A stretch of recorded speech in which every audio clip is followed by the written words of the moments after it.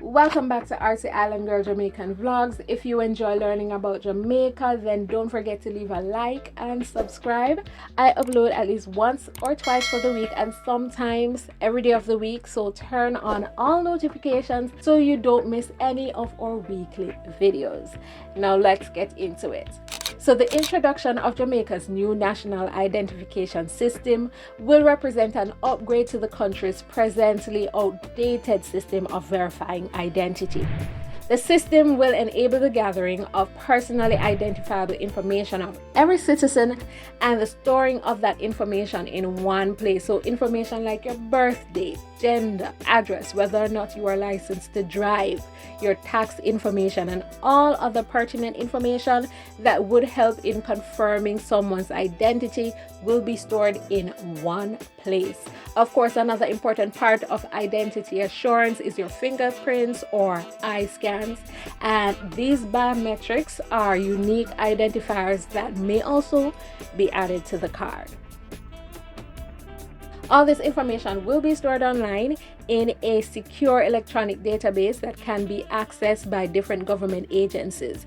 It is expected that having such a system will help in improving how the country is governed. It will help the powers that be to effectively manage the country's social and economic programs. In addition, it will help in improving the country's security programs. Now, what will that card look like?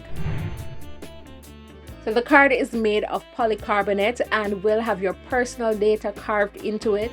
The card has 26 security features, which is over twice as many as previous IDs. The design will include the national flag, a coat of arms, the national bird, and the national fruit. What is wrong with the system that we have presently and why do we need to change? So according to the government, some of the issues identified in our current system are the lack of a primary source of identification.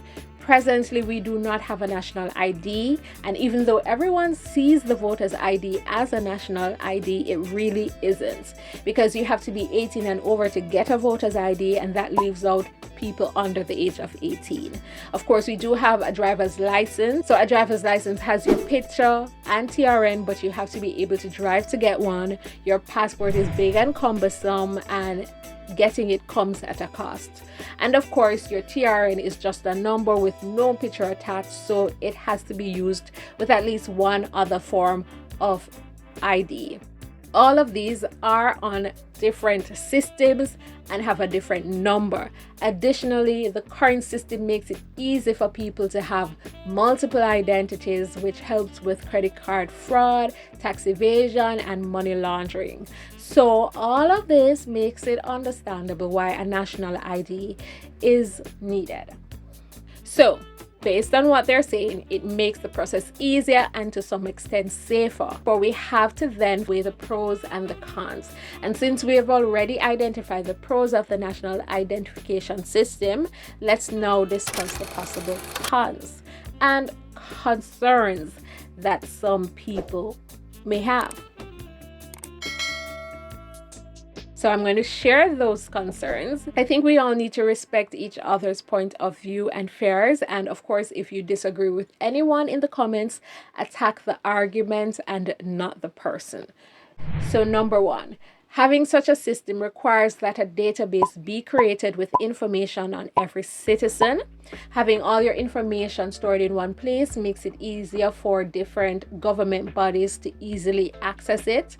But it also means that if someone should gain access to your information illegally, they would have all your information at their fingertips.